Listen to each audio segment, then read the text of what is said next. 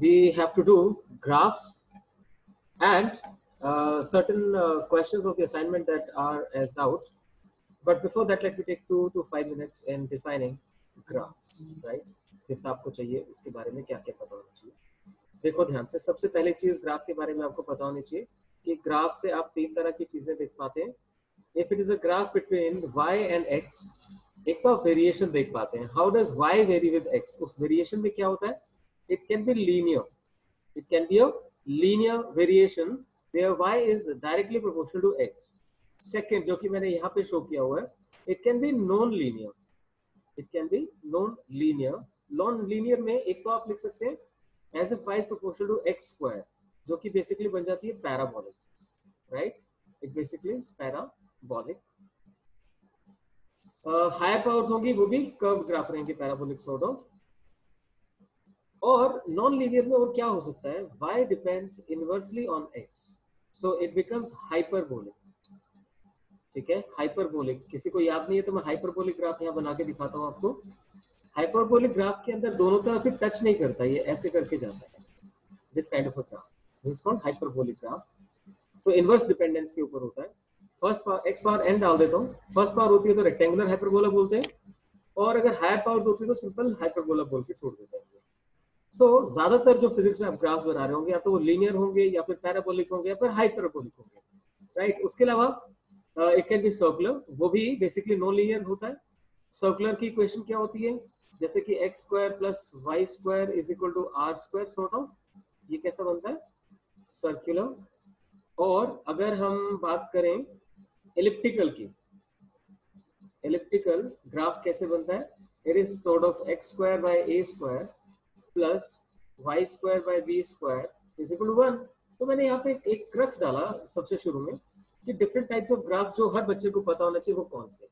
Linear, non linear, जैसे parabolic, hyperbolic, circular, elliptical, ये सब पता होना चाहिए. ठीक है. सो पहली चीज हमें क्या पता लगी? हम ग्राफ को रीड कर पाते हैं कि वो कैसा ग्राफ है, right? I'll call this as number 1. Now number 2, graph का होता है स्लोप. स्लोप फाइंड करना आपने सीखा है. अगर एक स्ट्रेट लाइन ग्राफ होता है, ठीक है, स्ट्रेट लाइन ग्राफ होता है, तो उस स्ट्रेट लाइन ग्राफ के अंदर आप स्लोप फाइंड करने के लिए, to calculate slope, what you do is you go for delta y by delta x, right? Along with that, if angle has been mentioned, slope आप कैलकुलेट कर सकते हैं as tan theta also. Major चीज ये है कि कितना vertical change हो रहा है, कितने हॉरिजॉन्टल चेंज के साथ, right? Change in vertical with respect to horizontal basically defines slope, कितना स्टीप है या कितना स्लो है. ओके, बट इंपॉर्टेंट है कि ये स्लोप हमें बताता क्या है. What does slope tells? Slope tells about a physical quantity which is given by the division. Physical quantity obtained by division. किसका division? Of the two mentioned quantities on vertical axis upon horizontal axis. इसको example के साथ explain कर देता हूँ. जैसे हर कोई जानता है अगर xt ग्राफ का स्लोप आप देखेंगे तो that will give you velocity. अगर आप vt ग्राफ का स्लोप देखेंगे तो that gives you acceleration. That's it. ये इंपॉर्टेंट है. इसके साथ साथ अगर आप एक और एग्जांपल चाहे तो मैं दे सकता हूं आपको.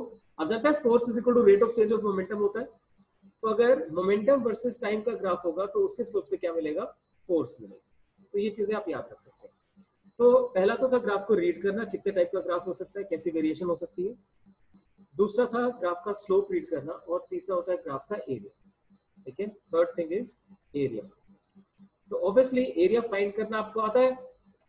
हाँ, यहाँ पे मैं एक चीज रह गई है स्लोप में जो मैं बताना चाहता था. जो स्ट्रेट लाइन ग्राफ था उसके लिए तो आपने कर दिया slope delta y by delta x या फिर tan थीटा. लेकिन मैं यहाँ पे कुछ चीज मेंशन करना चाहूंगा. एक तो स्ट्रेट लाइन, अगर मैं स्ट्रेट लाइन की बजाय नॉन लीनियर ग्राफ की बात करता हूँ, अब वो सेकंड पार्ट में मेंशन कर देता हूँ. Just be patient. If the graph is non linear, तो नॉन लीनियर ग्राफ का स्लोप कैसे फाइंड करते हैं? It is calculated by differentiation. Slope actually is given by dy by dx, यानी कि आपको क्या यूज करना पड़ेगा? डिफरेंशिएशन यूज करना. That's it. Next comes area. Area आप जानते हैं, कुछ फिगर्स 10 तक आप सीख चुके हैं. That's triangle, square, rectangle, trapezium etcetera etcetera. ये सब तो आपको ऑलरेडी आते थे. बट जहां पे पैराबोलिक, हाइपरबोलिक, इस टाइप के ग्राफ्स आते हैं। देखिए ध्यान से, in case of parabolic comma hyperbolic kind of graphs जिनका की एरिया आपको डायरेक्टली नहीं आता होता, आपको क्या यूज करना पड़ता है? Anybody raise hand to tell me how do you find the area of such a graph जिसमें पैराबोलिक या hyperbolic kind of situation given होती है? बताएं जरा, एनीबडी, उसका एरिया कैसे फाइंड आउट करोगे? Yes Veni? Sir, integration, sir. We use integration. तो ये बेसिक चीजें पता होनी चाहिए। जैसे यहाँ बताया नॉन लीनियर ग्राफ का अगर आपको स्लोप फाइंड करना है, can you see, non linear graph का स्लोप अगर फाइंड करना है तो क्या करते हैं? डिफरेंशिएशन। और इसी तरह से नॉन लीनियर ग्राफ का एरिया अगर फाइंड करना है तो क्या करते हैं? इंटीग्रेशन। तो डिफरेंशिएशन और इंटीग्रेशन हमारे मैथमेटिकल टूल्स हैं जो यहाँ पे हेल्प करते हैं। अब इसके एग्जांपल्स लेता हूँ कि आपको कहाँ हेल्प मिलती है। Suppose you are doing VT graph, ठीक है, वीटी ग्राफ के एरिया से क्या मिलता है? It provides displacement. So this is where it helps in physics, displacement. What does the acceleration time graph area provide? Acceleration time graph provides me change in velocity, right? इसी तरह से अगर मैं फोर्स वर्सेस टाइम ग्राफ करूंगा, सोच के देखो force का टाइम के साथ क्या रिलेशन होता है? Delta P by delta T. तो अगर मैंने फोर्स और टाइम को यूज करके ग्राफ बनाया और उसका एरिया फाइंड कर रहा हूँ तो देखो इनके मल्टीप्लीकेशन से क्या मिलेगा? Change in momentum. So I will write as change in momentum, change in momentum, ये मिलता है जिसको डेल्टा पी से रिप्रेजेंट कर सकते हैं। सो ऐसे करके एक बेसिक अंडरस्टैंडिंग, अगर आई होप आप समझ पा रहे हो कि ग्राफ करने शुरू करने तो क्या क्या चीज तो पहले से ही पता होनी चाहिए ना, कि ग्राफ की नेचर कैसी है, स्ट्रेट लाइन बनेगा, हाइपरबोला, पैराबोला बनेगा, सर्कुलर बनेगा, एलिप्टिकल बनेगा। इसका मैंने वीडियो बना के भेजा हुआ है, आप लोग देख सकते हैं। किसी को अगर लगता है कि भूल गए तो मैंने कल जो बातें कही थी उसको कभी दिमाग से नहीं निकालना। Every class should be full of energy, right? आप जहां बैठे हैं वहां पे कोई डिस्ट्रैक्शन नहीं चाहिए मुझे। सेकंड, आप स्लोप फाइंड करते हैं तो स्लोप भी दो तरह का ग्राफ हो सकता है, स्ट्रेट लाइन ग्राफ या नॉन लीनियर ग्राफ हो सकता है। स्ट्रेट लाइन ग्राफ में तो डायरेक्टली tan थीटा यूज कर सकते हैं या फिर delta y by delta x कर सकते हैं, लेकिन नॉन लीनियर में आपको क्या करना पड़ता है? dy बाय dx, यानी आपको डिफरेंशिएशन यूज करना पड़ता है। और अगर हम एरिया की बात करते हैं तो एरिया जो नॉर्मल ग्राफ्स होते हैं, ट्रायंगुलर जो शेप्स आपको पता है ऑलरेडी, स्क्वायर हो गया, पैरेललोग्राम हो गई, इन सब का तो आपको आता है। लेकिन जहां पर भी कर्व आ गया, parabolic, hyperbolic type of graphs, वहां पे क्या यूज करना पड़ेगा? इंटीग्रेशन यूज करना पड़ेगा एरिया फाइंड आउट करने के लिए। अलॉन्ग विद दैट जो फिजिक्स में इसका यूज है, जो आपको अच्छे से ध्यान देना चाहिए, दैट इज मेंशन्ड हियर कि x T graph VT graph से क्या मिलता है? स्लोप से वेलोसिटी और एक्सेलरेशन, वीटी और एटी के एरिया से क्या मिलता है? Displacement and change in velocity. ये बिल्कुल टिप्स पे रहना चाहिए। इसके बाद आप अपने ग्राफ्स को एक थोड़ा सा डिफरेंट अंडरस्टैंडिंग देते हैं। क्या अंडरस्टैंडिंग देते हैं? कि आप uniform motion, uniformly accelerated motion और नॉन यूनिफॉर्मली एक्सेलरेटेड मोशन के बारे में आप डिस्कस करते हैं। जब यूनिफॉर्म मोशन करते हैं तो देखो इन तीनों में मेन तो तीन ही ग्राफ होते हैं, x T, we T, A T. उसके अलावा आप ए वर्सेस वी भी बना सकते हैं, ए वर्सेस एक्स भी बना सकते हैं, वी वर्सेस एक्स भी बना सकते हैं। Are you getting that? तो अगर आप चाहे तो मैं सारे के सारे आपसे डिस्कस कर सकता हूँ। सो जो फिजिकल क्वांटिटीज है ना यार, उन सब के बीच में ग्राफ बन सकते हैं, सीधी बात है। डिपेंडेंस नहीं होगी तो कांस्टेंट बन जाएगा, डिपेंडेंस होगी तो अकॉर्डिंगली चेंज कर जाएगा। तो इन सभी में पहला तो आपको क्या पता होना चाहिए? X T graph, x versus T. इसको थोड़ा सा और ठीक करके लिख देता हूं। First is x versus T. I hope you can read it. अगर आप यूनिफॉर्म मोशन में हैं और आप एक्स वर्सेस टी ग्राफ की बात करते हैं तो आप सब जानते हैं यूनिफॉर्म मोशन में जो एक्स है, क्योंकि वेलोसिटी कांस्टेंट होती है तो x T graph is a straight line like this. This is for positive velocity, अगर वेलोसिटी नेगेटिव होगी तो it will be downward. So this is for positive velocity, this is for negative velocity. ऐसे clarity रहनी चाहिए आपको। ऐसे ही uniformly accelerated motion के अंदर अगर आप एक्स टी ग्राफ बनाते हैं तो वो कैसा बनता है? हम सब जानते हैं कि यूनिफॉर्मली एक्सेलरेटेड मोशन के केस में x T graph is curve, is parabola. कौन सी इक्वेशन के बेस पे? सेकंड इक्वेशन के बेस पे, s is equal to ut plus half at square. Always keep in your mind every graph is related to one equation. So it is uniformly accelerated. S is equal to ut plus half a t square. X is proportional to t square, so it must be parabolic sort of a graph, like going like this, or downward, or this. और भी मैंने आपको type बताई हैं, जैसे याद करो, जहां पर फर्स्ट पावर भी होती है और सेकंड पावर भी होती है, क्या बताया, फर्स्ट पावर पहले डोमिनेट करती है, तो वो सब मैं अब यहाँ पे नहीं बना रहा हूँ, एक बेसिक सी अंडरस्टैंडिंग आपको बता रहा हूँ. नॉन यूनिफॉर्मली एक्सेलरेटेड मोशन होगा तो ऑब्वियस है यार, जब एक्सेलरेशन ही चेंज कर रहा होगा तो ऑब्वियसली वेलोसिटी तो नॉन लीनियरली चेंज करेगी. तो एक्सटी ग्राफ आप फिर बनाएंगे तो आपको ऐसा ही कर्व दिखाई देगा, ऐसे ही कर्व दिखाई देगा. बट द थिंग इज कि जब आप उस कर्व को एनालाइज करने जाओगे तो आप ये तो देख पाते हो that velocity is positive and increasing, but आप ये नहीं देख पाते कि वेलोसिटी का रेट ऑफ चेंज कांस्टेंट है कि नहीं. मेरी बात को ध्यान से सुनो.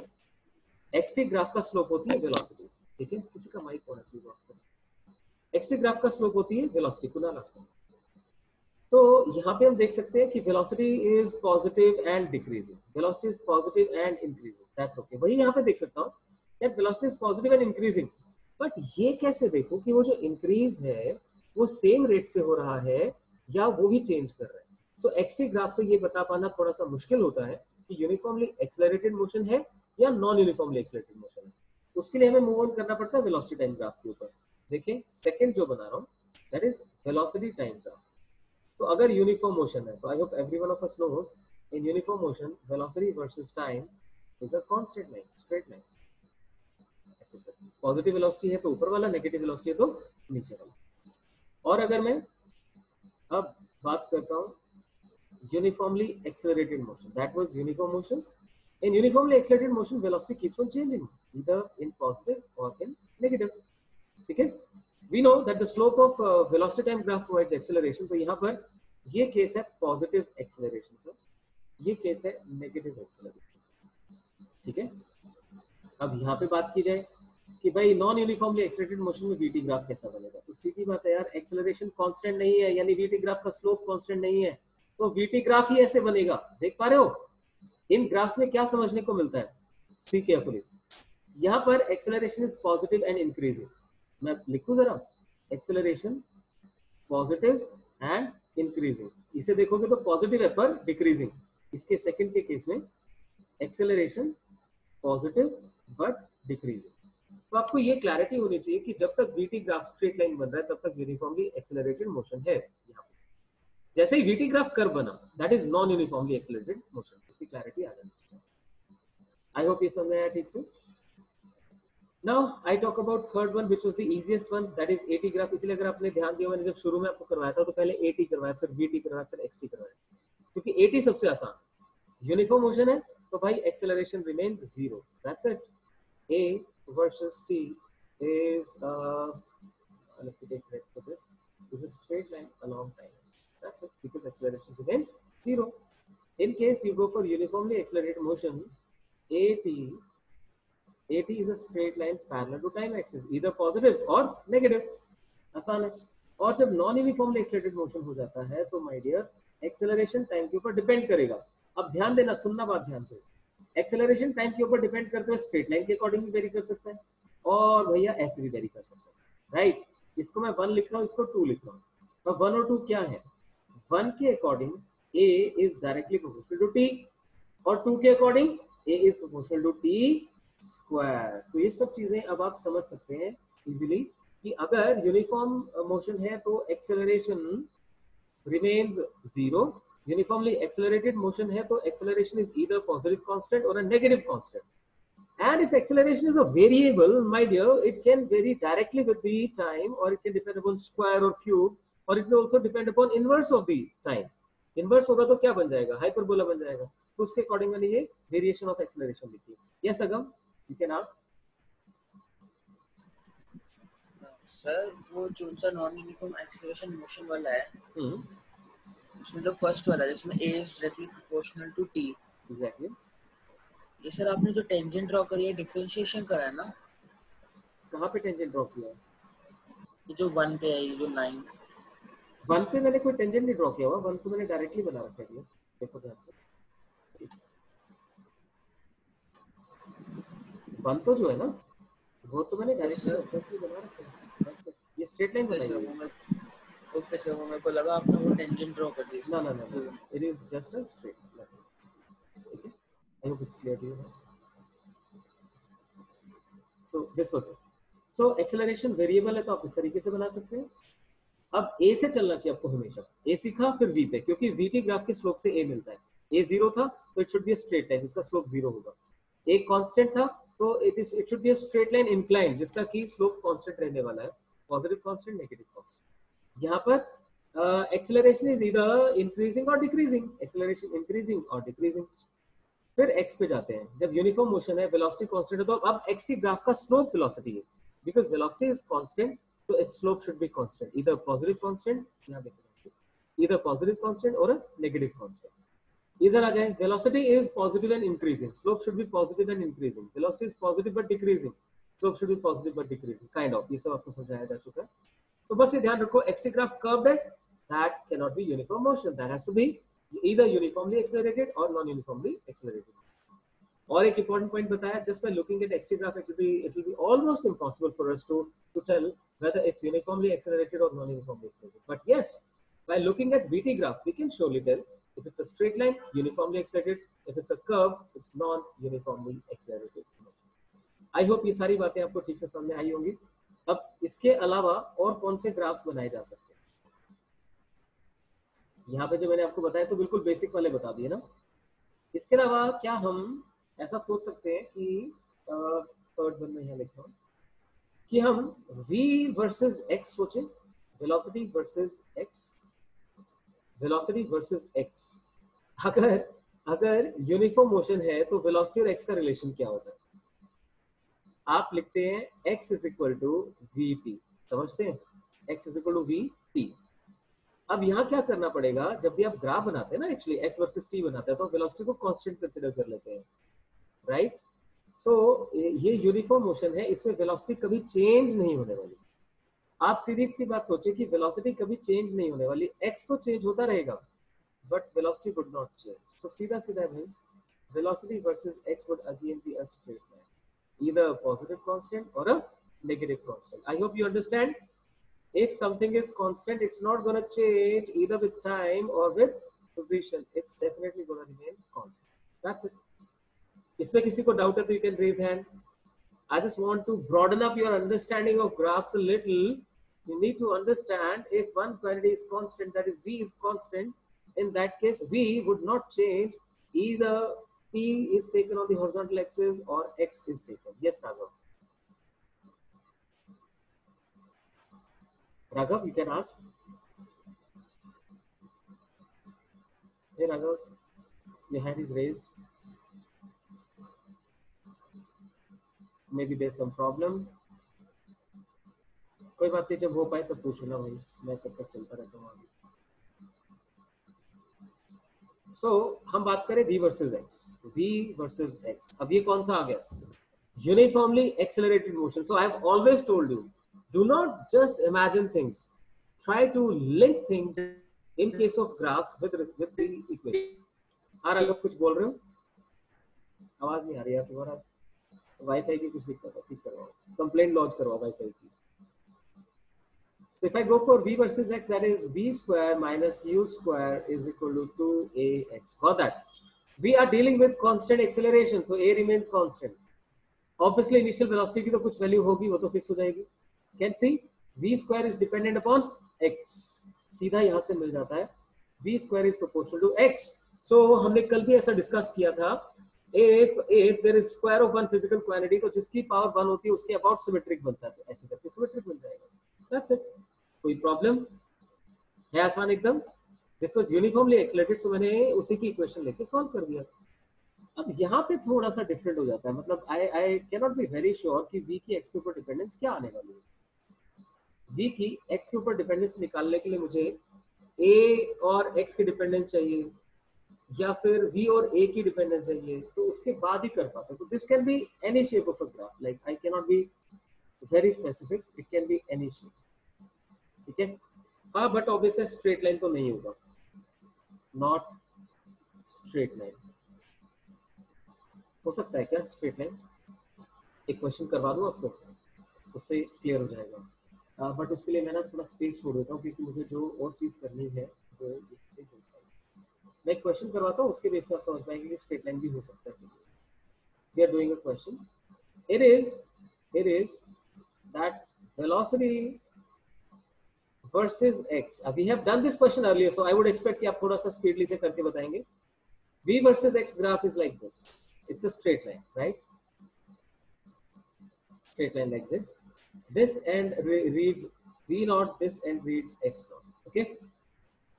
Basis of this vx graph, you have to plot a versus x graph or a versus v graph. So what we do is, पहला step, form the equation. जिन्होंने पहले नहीं किया वो समझते जाएं. शाश्वत शायद आपने नहीं कर रखा बेटा.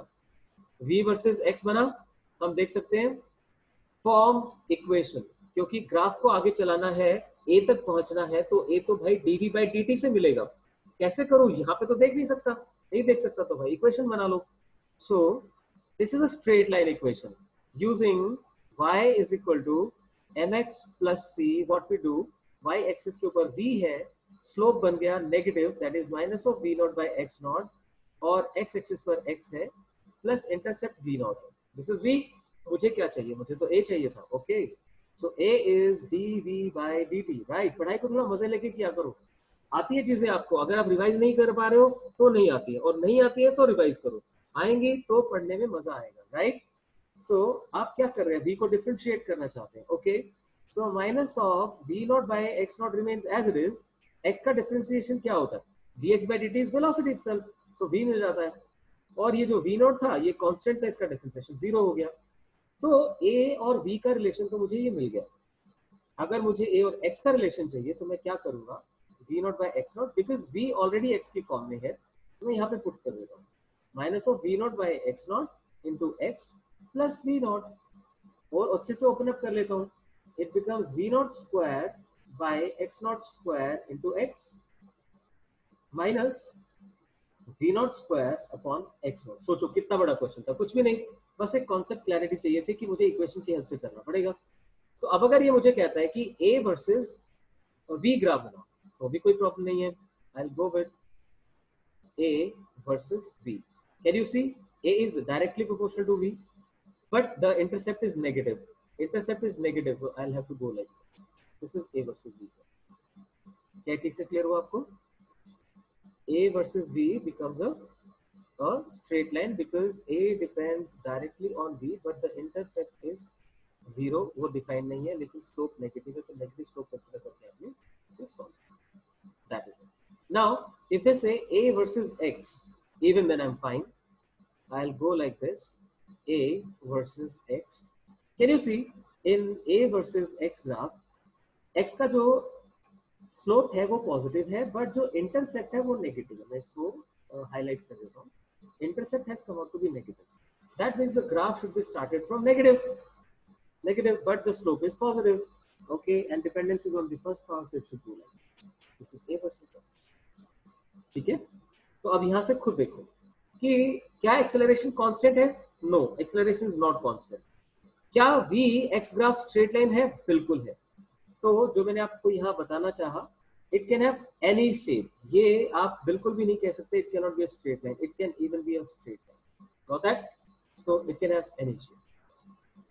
तो ये एक बेसिक क्रक्स था जिसमें मैंने आपको समझाने की कोशिश की कि आप एक्स टी ग्राफ समझ सकते हैं, बी टी ग्राफ समझ सकते हैं, ए टी ग्राफ समझ सकते हैं, बी वर्सेस एक्स ग्राफ समझ सकते हैं.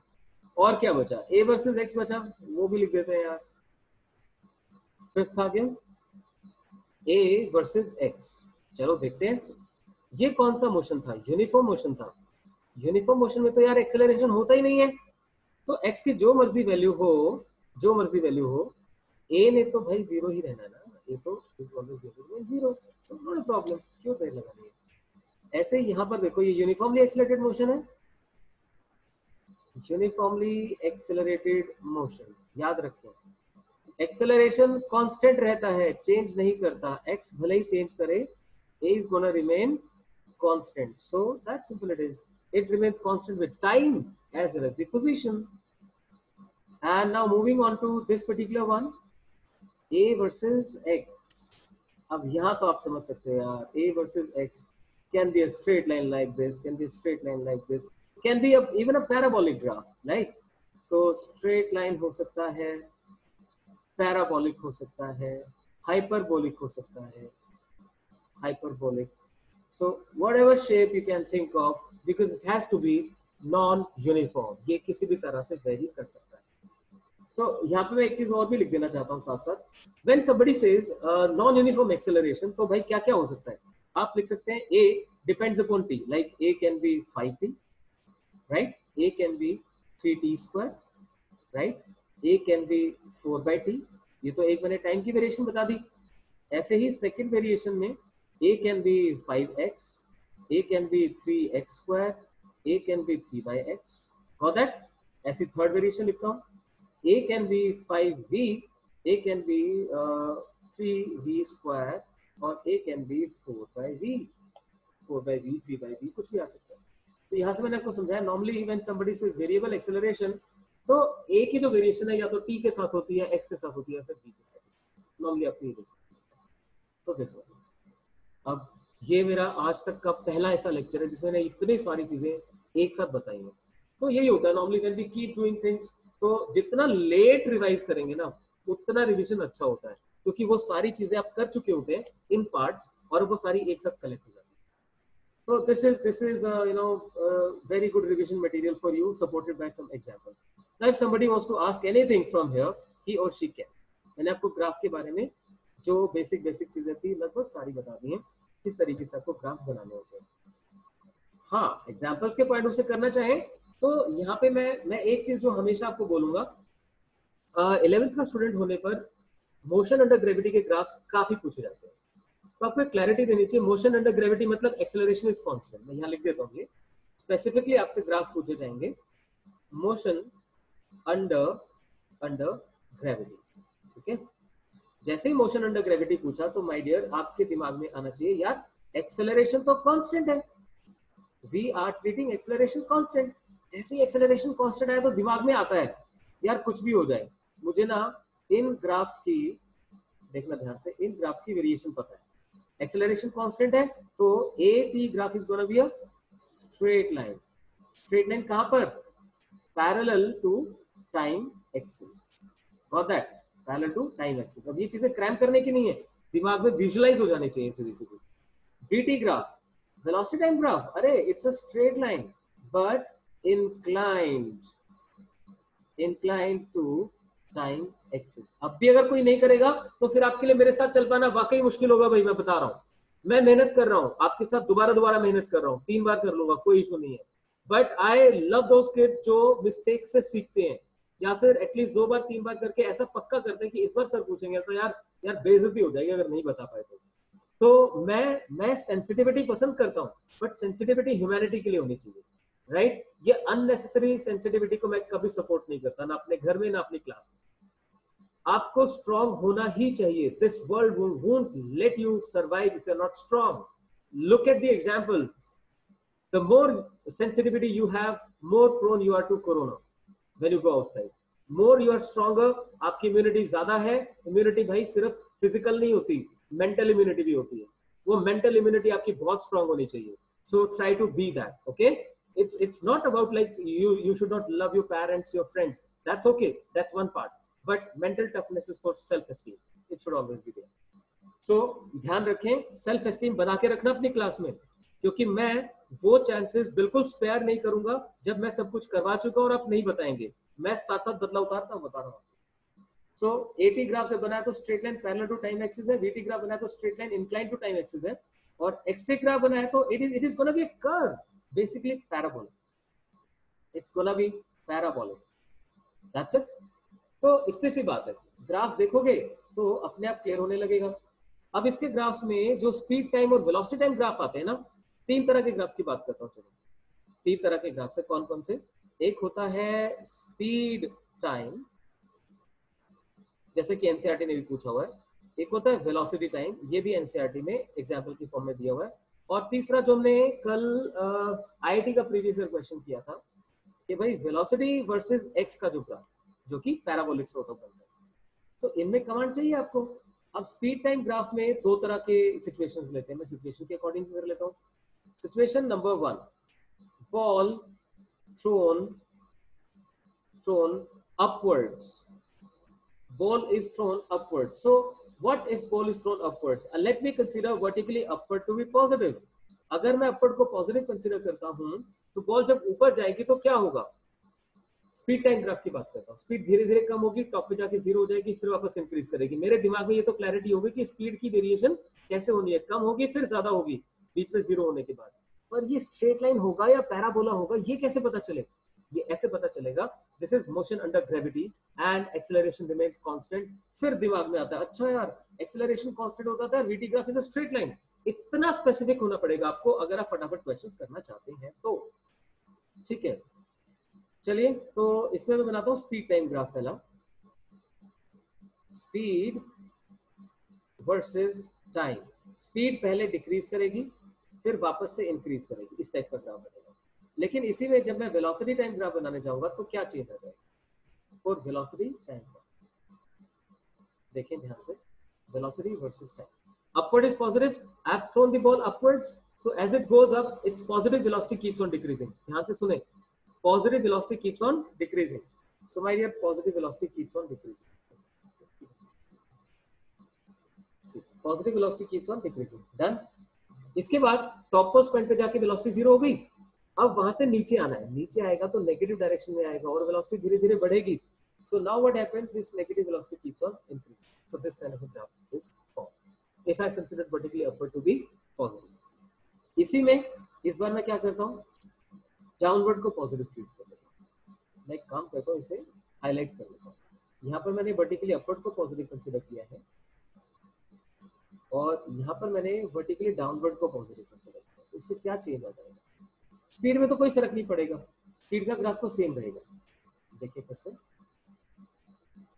Speed versus time obviously is going to be same. It is going to decrease and then increase, straight line. What happens to velocity time graph? Let's see. Velocity versus time.